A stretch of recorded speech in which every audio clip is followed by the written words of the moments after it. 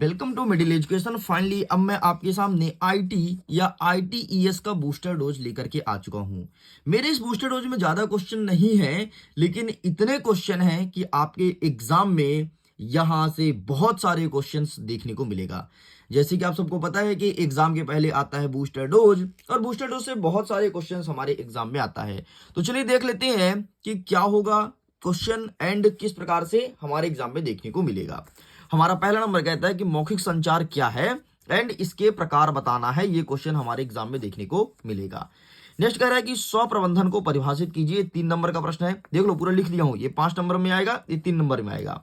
आगे बढ़ते हैं, कंप्यूटर हार्डवेयर तथा कंप्यूटर सॉफ्टवेयर को समझाइए। ये प्रश्न आपके 5 नंबर का पूछा जाएगा आपके एग्जाम में। नेक्स्ट कह रहा है कि एक सफल उद्यमी के कौन कौन से गुण तथा कौन कौन सी विशेषता होनी चाहिए। ये 5 नंबर का प्रश्न देखने को मिलेगा, ठीक है। और 100% कह रहा हूं यही क्वेश्चन आएगा, जल्दी जल्दी कर लेना।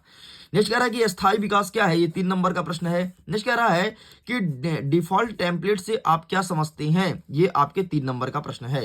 नेक्स्ट कह रहा है कि लिब्रे ऑफिस राइटर में ड्रैग एंड ड्रॉप ऑप्शन की मदद से न्यू स्टाइल कैसे बनाएंगे। ये आपके 5 नंबर का क्वेश्चन है जो आपके एग्जाम में देखने को मिलेगा। नेक्स्ट कह रहा है कि लिब्रे ऑफिस राइटर में स्टाइल की विभिन्न श्रेणियों का वर्णन कीजिए। ये क्वेश्चन आपके 5 नंबर का है।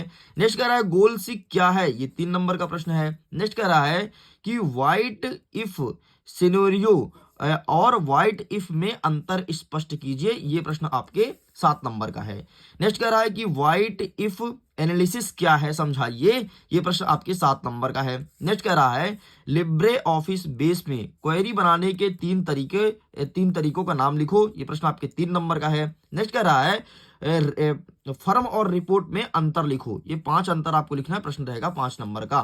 नेक्स्ट कह रहा है प्राइमरी की तथा फॉरेन की को समझाइए। ये आपके 5 अंकीय प्रश्न होना है। नेक्स्ट कहता है निम्नलिखित को समझाओ, 1 to 1 1 to many। ये 7 नंबर का प्रश्न होना है। इसके बाद आते हैं आगे, स्थिर और गतिशील रिपोर्ट में अंतर लिखो। यह आपके 7 अंकीय प्रश्न होना है। इस प्रकार से यहां पर मैंने आपको 16 प्रश्न करा दिया। कुछ क्वेश्चन और है जिसे आप देख लीजिए जो आपके एग्जाम में देखने को मिलेगा। हमारा पहला नंबर कह रहा है कि प्रभावी संचार के 7 मूलभूत सिद्धांत बताना है।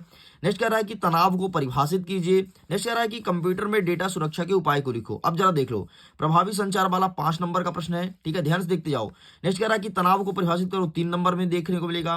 कंप्यूटर में डेटा सुरक्षा के उपाय को लिखिए, ये 5 अंकीय प्रश्न है, ठीक है। नेक्स्ट कह रहा है कि अस्थायी विकास के लक्ष्य को प्राप्त करने के तरीके बताओ। ये 3 अंकीय प्रश्न है। नेक्स्ट कह रहा है आपका ग्रुपिंग से क्या आशय है। क्या प्रश्न पूछा है, ग्रुपिंग से क्या आशय है। ये 3 अंकीय प्रश्न होना है। नेक्स्ट कह रहा है कि टेबल ऑफ कंटेंट क्या होता है। ये 5 अंकीय प्रश्न होना है, ठीक है। इसके बाहर से एक भी क्वेश्चन रहेगा, मैं गारंटी के साथ कहता हूं। नेक्स्ट कह रहा है कि हाइपरलिंक क्या है और कैल्क में हाइपरलिंक को कैसे संपादित करते हैं। ये प्रश्न आपको 7 अंकीय देखने को मिलेगा। नेक्स्ट कह रहा है कि शेयरिंग स्प्रेडशीट को परिभाषित कीजिए। ये 3 अंकीय प्रश्न है। नेक्स्ट कह रहा है कि सब टोटल और व्हाइट इफ फंक्शन के बीच में अंतर स्पष्ट करो। ये 7 अंकीय प्रश्न है। नेक्स्ट कह रहा है कि माइक्रो क्या है, रन करने के चरण को लिखिए, ठीक है। माइक्रो क्या है, रन करने के चरण को लिखिए, 7 अंकीय प्रश्न है। नेक्स्ट कह रहा है डेटा और सूचना में 3 अंतर बताइए। ये 3 अंकीय प्रश्न है, ठीक है। नेक्स्ट कह रहा है कि टेबल और डेटा सीट व्यू का डिजाइन व्यू को समझाइए। ये 5 अंकीय प्रश्न है। इस प्रकार से ये होते हैं कंप्लीट।